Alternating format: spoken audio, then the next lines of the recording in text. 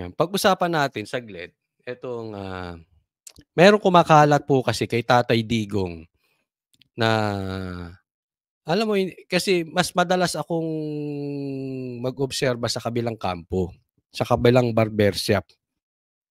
Kasi doon maraming fake news, okey. At saka dito sa kampo natin, halos pare-parehas naman ang ating ibabalita depende na lang sa pag-analyze 'no. Pero doon marami akong nakikita. May umuugong nasa London, nasa ganito, nasa ganitong lugar, kung ano-ano ngang bansa na naglalabasan na nandodoon daw si Tatay Digong ang nagpapagamot. Hmm. Ang tanong ba dun, totoo? Totoo ba yun or hindi? Sana kung kayo ay may ebidensya, ha, huwag niyong palabasin ng ebidensya si PRRD na siya ay wala doon. Kung kayo ay may ebidensya, kayo ang nag-accuse, kayo ang maglabas ng ebidensya na nasa ibang bansa nga si PRRD at nagpapagamot, oh, 'di ba? Kasi baka mamaya, isipin mo, ako kasi naniniwala ako, always time will reveal. Yung mga nagpapakalat ng fake news, tandaan ninyo, okey lang yan sa simula, kasi andun ang trending, Uso-uso yan. Remember the Talano Gold? Siguro iba sa inyong nanunood naaalala pa yung Talano Gold, 'di ba? Yung Talano Gold, usong-uso yan dati, patok na patok. Hmm. Lumakas ang views, dumami subscribers, ngayon asan ang Talano Gold, meron ba?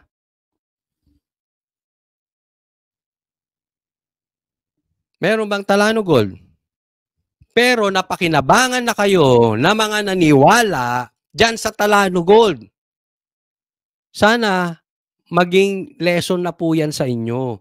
Huwag tayong natutuwa 'pag ginagawa tayong tanga. Ulitin ko, wala tayong pinagbibintangan dito kung sino. Hindi po personalidad ang issue dito. Ang issue dito ay yung issue. Huwag tayong natutuwa na ginagawa tayong tanga kahit na it serves our purpose. Halimbawa, magpapakalat ng fake news, okay, about Duterte. Matutuwa kayo kasi binabanatan ng Duterte dahil galit kayo sa mga Duterte. Tama, mali? Ang problema, natutuwa kayo, binabanatan si Duterte, pero ginagawa kayong tanga. Huwag niyong karirin yung ginagawa kayong tanga. And vice versa. Huwag din tayong natutuwa na ginagawa tayong tanga, palibhasa binabanatan yung ayaw natin. Tama po. Pag fake news, no excuses. Naiintindihan? Ngayon, bakit ko ine-explain yan? Kasi may nagpapakalat na si Tatay Digong ay nagpapagamot sa ibang bansa. Okay? Ito, posibleng totoo, posibleng hindi totoo. Pero balikan ko yung sinabi ko kanina na time will reveal. Malalaman natin at malalaman kung ito'y totoo gaya ng Talano Gold. Ang kaya lang, ang masama dito, may mga nabudol na nagamit na kayo, yumaman na yung tao ng budol sa inyo. Busog na siya, yung nabudol niya, gutom. Bakit? Naiboto yung hindi dapat maiboto dahil may pangakong Talano Gold. Nauunawaan ninyo? Yung nabudol niya, nga, gutom. Siya, ang daming subscribers. Pinakinabangan yung views. Mayaman ngayon. Oh, di kayo ginawang tanga. Bakit tayo mahilig, natutuwa pag tayo ginagawang tanga? Huwag tayo matutuwa pag ginagawa tayong tanga. Ha? Oh.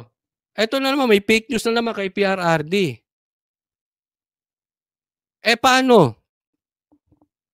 Pag na-interview si PRRD at nasa Pilipinas, di pinakinabangan na naman yung views nyo. Dahil galit kayo kay PRRD, sinakyan nyo yung balita na yon. Nakinabang sa inyo, nag-views siya. Yung pala hindi totoo. Paano Coach Oli kung totoo? Di totoo. Sabi ko nga, time will reveal. Hindi ko sinasabing hindi totoo. At hindi ko rin sinasabing totoo. Pero ito yan. Paano ko ma-interview?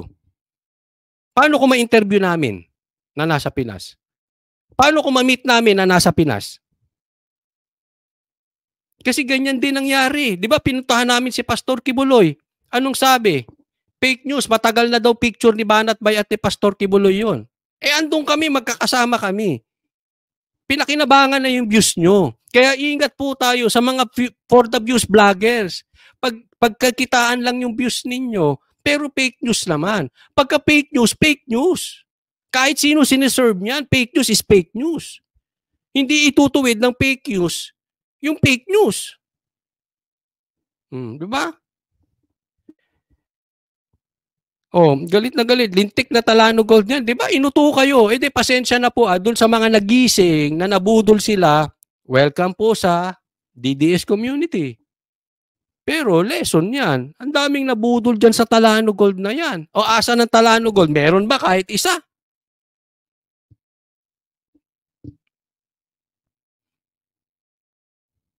May nabigay ba silang Talano Gold? So abangan ninyo. Sinasabi ko sa inyo. Okay? Hindi ko alam kung paano. Pero tingnan natin. Okay? Abangan ninyo sa Banateros. Time will reveal. Kung nasa Pilipinas nga si Tatay Digong o wala. Hindi ko sinasabing wala. Hindi ko rin sinasabing nasa Pilipinas. Hindi ko rin sinasabing wala sa Pilipinas. Anong sinasabi ko? Wait and see. Wait and see. Hanggang dyan lang po. Baka ano pa masabi ko. Tatahimik na ako.